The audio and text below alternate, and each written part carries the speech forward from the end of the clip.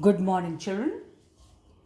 Today I will summarize van der Waals forces as some students asked me a question on WhatsApp regarding the gist, the summary, the conclusion of van der Waals forces. So I thought I should summarize it again today. So children, in short, what are van der Waals forces? They are very short-lived electrostatic forces of attraction. Somebody asked me, ma'am, are they permanent? Can the dipoles developed, induced over there be permanent? No. So they are very short-lived electrostatic attractive forces.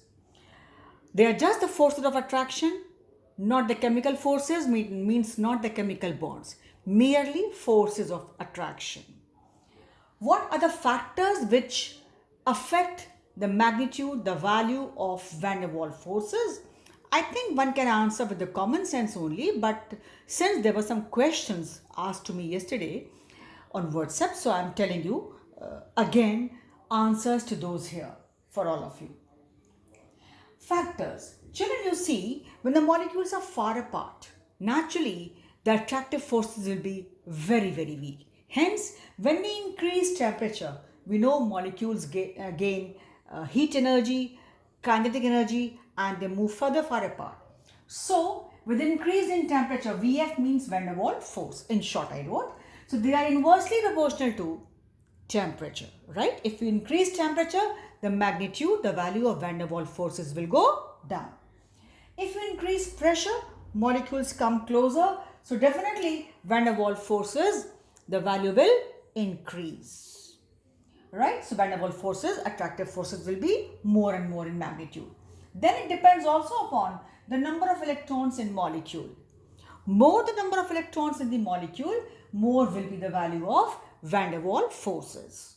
The value will be directly proportional to the number of electrons in the molecules. Means bigger molecules will have more value of van der Waals forces. A smaller molecule will have, because they will have lesser number of electrons, hence they will have lesser value of van der Waals forces. And finally, size, molecular size. Size increases, the value of van der Waals forces will increase. If size decreases, the value of van der Waals forces will be decreasing. So this is what I have summarized your van der Waals forces which we took yesterday. I hope all your queries are answered here and you got answers to your question. I got some questions yesterday, so I have answered here. Now children, next we have to do is Boyle's law in this chapter. Now what is Boyle's law? This you all know very well from class 9th, and you even have some idea about this in class 10th also. You have it, right? Because in class 9th and 10th both I remember in both the classes we have Boyle's law. Now what is Boyle's law? I did not write its statement, children. In short, we say that the pressure of a gas at a given temperature is inversely proportional to volume. But this is in short not the proper statement. So you should be able to write proper statement in your copy. I have not given here. I have put a tick, means it is understood. You will write. I am just telling you. What does Boyle's law say? According to Boyle's law, the volume of a given mass of a dry gas, the volume of a given mass of a dry gas is inversely proportional to its pressure provided T remains constant or at constant temperature. The volume of a given mass of a dry gas, things should be fixed. At constant temperature, the volume of a given mass of a dry gas is inversely proportional to its pressure. So you know it very well. You will write yourself, children. And then in short we write P is inversely proportional to V, or say V is inversely proportional to P. That is all very simple, known to you, and nobody will ask you this in class 11th. Even I doubt anybody will ask you to state Boyle's law in class 11th. But you should be able to state if 1% it is asked. Children, I am telling you what is important. I can never say this will not be asked. Generally, it will not be asked. But if one says, I want to ask you, you cannot say, because it's a part of syllabus, it can be asked. But you see, the one which is asked and expected class 9th level, at 11th we don't expect much to state. But if at all, even I wish to ask you to check you. So you cannot say you said, it cannot be asked. You should know. Hence you will write correct statement either yourself which you know, or you will take help of a book and you will write. There's no point in writing here. I could have written but I did not write deliberately. In short children, it is P1 V1 is equal to P2 V2, and we know at constant temperature it is all done.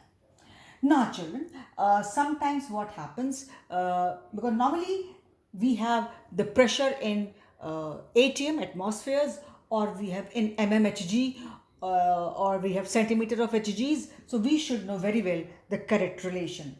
So 1 ATM is equal to 101.32, you can go till 325, into 10 to the power 3 Newton per meter square. This is one unit. Second is 101.32 into 10 to the power 3 Pascal. You may have it somewhere. Why I gave you this? Because in your chemistry, you will be coming across your pressure very commonly. So if one side it is atmospheres, other side is Pascal or something, so you will have to convert. Interconversion of scales, you should know very well.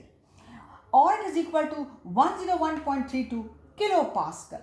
Or you also know that 1 atm is equal to 760 mm of Hg, or 760 torr, or you even know 76 centimeter of Hgs. I did not write how much I will write. So you know these fundamental scales for interconversion, and you should be knowing it.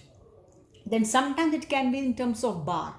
Normally we take 1 bar as equal to 1 atm. In short, roughly, precisely it is equal to 0.987 atm.